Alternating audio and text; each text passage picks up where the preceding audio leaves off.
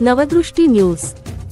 अजित शेख यांनी केलेल्या गंभीर गुन्ह्याबाबत त्यांना निलंबन व पोस्को कायद्याअंतर्गत गुन्हा दाखल करावा। अखिल भारतीय मराठा महासंघ चाळीसगाव वार्ताहर। राष्ट्रीय शिक्षण प्रसारक मंडळाचे शिक्षक अजित शेख यांना निलंबन व त्यांच्यावर पोस्को कायद्याअंतर्गत गुन्हा दाखल करावा अशी मागणी अखिल भारतीय मराठा महासंघाने राष्ट्रीय शिक्षण प्रसारक मंडळाचे चेअरमन व चिटणीस व माननीय गटशिनाधिकारी चाळीसगाव यांच्याकडे केली आहे। अखिल भारतीय मराठा महासंघाच्या निवेदनात म्हटले आहे की राष्ट्रीय शिक्षण प्रसारक मंडळ या संस्थेतील शिक्षक खाटीक अजित शेख बशीर यांनी दिनांक 16 जुलै 2026 रोजी इयत्ता 10वी च्या विद्यार्थ्याला अध्यापन करीत असताना चिरंजीव अनुराग दीपक सोनवणे यास शारीरिक शिक्षा केली असता विद्यार्थी रागाने घरी गेला व पालकांना घेऊन आला। त्यानंतर संबंधित शिक्षकास मुख्याध्यापकांनी तोंडी व लेखी समज दिली। आपल्याला शिक्षा करणे मनाई असताना आपण त्या विद्यार्थ्यास शिक्षा केली। हा प्रकार येथेच न थांबता पालक, मुख्याध्यापक, ज्येष्ठ शिक्षक, वर्गशिक्षक यांच्या उपस्थितीत घडलेला प्रकार विद्यार्थ्यांशी संवाद साधला असता विद्यार्थ्यांनी आजच विद्यार्थ्यांचे व विद्यार्थिनीशी वेगळ्या हात भावाने वाईट नजरेने आमच्याकडे संबंधित शिक्षक अजित शेख पाहता व धमक्या देतात असे सांगितले। तसेच ते आमच्या वर्गात अशोभनीय वर्तन करीत असल्याचे सांगितले। ही बाब अत्यंत गंभीर असून संबंधित शिक्षकावर योग्य ती कारवाई करण्यात यावी व आमच्या विद्यालयातून संबंधित शिक्षकाची तात्काळ बदली करण्यात यावी। संबंधित शिक्षकाविषयी पत्रकार बंधू व गावातील संतप्त नागरिक यांनी देखील आमच्याकडे शाळेत येऊन विद्यार्थ्यांना झालेल्या प्रकाराविषयी विचारणा केली असता त्यांनी या शिक्षकाविषयी नाराजी व्यक्त केली व त्यांच्याविषयी कारवाई व्हावी ही मागणी केली। याप्रमाणे दिनांक 21 जुलै 2026 रोजी मुख्याध्यापक माध्यमिक विद्यालय कळमडू यांनी चेअरमन व चिटणीस यांना स्मरणपत्र देऊन कारवाई करण्याची मागणी केली आहे। त्या संदर्भात मराठा महासंघाच्या वतीने निवेदन देण्यात आले। निवेदनात प्रमुख मागण्या: या गंभीर प्रकरणाची निपक्ष चौकशी करण्यात यावी। सदर गंभीर प्रकरणाची होण्याची चौकशी पूर्ण होई पावतो संबंधित शिक्षकाचा पगार स्टॉप करण्यात यावा। संबंधित शिक्षक याने पोस्को कायद्याअंतर्गत गुन्हा केल्याचे मुख्याध्यापक यांच्या पत्रावरून प्रथम दर्शनीय दिसते, तरी आपण संबंधित शाळेला संबंधित शिक्षकाविरुद्ध मेहुण 12 पोलीस स्टेशन येथे पोस्को कायदा अंतर्गत तक्रार देण्याचे आदेश करावेत। संबंधित शिक्षकाला या गुन्ह्यात अजून कोणी पाठबळ देत असाल त्यास देखील कारवाई करण्यात यावी अशा स्वरूपाचे निवेदन राष्ट्रीय शिक्षण प्रसारक मंडळाचे चेअरमन व चिटणीस तसेच गटशिक्षण अधिकारी यांना देण्यात आले आहे।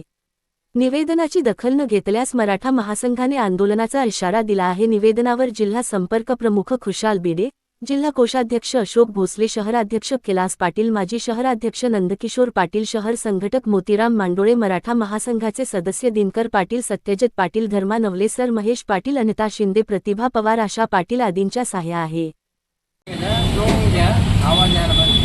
जय शिवराय।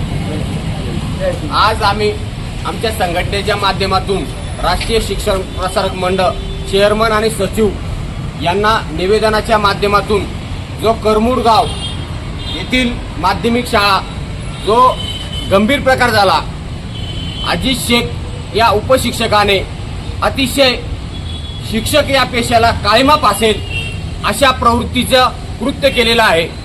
गेला जवळजवळ या घटनेला जवळजवळ 15 दिवस झाले, अजूनही कुठली कारवाई झालेली नाही। आज आम्ही अखिल भारतीय मराठा महासंघाच्या वतीने निवेदनाच्या माध्यमातून मागणी केली आहे की या शिक्षकावर पोस्को कायद्याअंतर्गत गुन्हा दाखल व्हावा। दुसरी मागणी आमची अशी आहे की याचा जो पावे तो या गंभीर प्रकारची पूर्णतः चौकशी होत नाही, त्याचा पगार स्टॉप करण्यात यावा। याच्यामध्ये अजून कोणी सहभाग आहे यांच्यावर देखील कारवाई व्हावी अशी आम्ही निवेदनाच्या माध्यमातून मागणी केलेली आहे। ही मागणी जर पूर्ण झाली नाही, आम्ही लवकरात लवकर आंदोलनाची दिशा ठरवू। या आंदोलनाची दिशा ठरवल्यानंतर जर या राष्ट्रीय शिक्षण प्रसारक मंडळाने कुठलीही कारवाईकडे दुर्लक्ष केलं तर आम्ही उग्र स्वरूपाचं आंदोलन करू। या सर्वस्वी जबाबदार राष्ट्रीय शिक्षण प्रसारक मंडळ राहील एवढं बोलून थांबतो। जय शिवराय।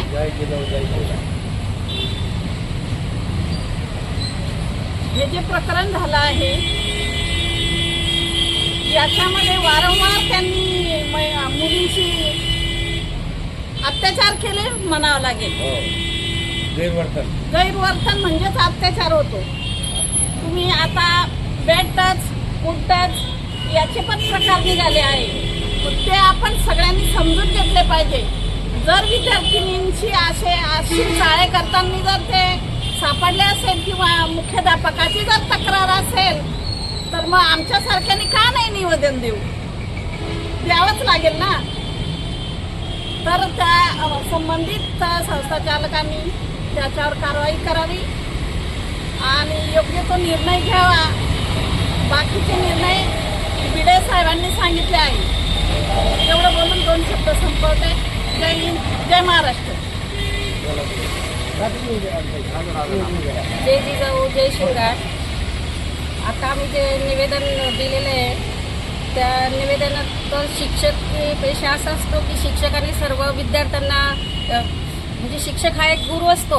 पण त्या गुरु असं नाही, तो जर असा अश्लील जाळे करत असेल किंवा इतकं म्हणजे त्या मुख्याध्यापकांनी पण त्याच्याबद्दलच्या एवढ्या तक्रारी दिल्या तर त्यांनी आपल्या राष्ट्रीय विद्यालयाच्या संस्थापकांनी त्याच्यावर लवकर कारवाई करावी, नाही तर अन्यथा आम्ही त्याच्यावर आंदोलन करणार आहे.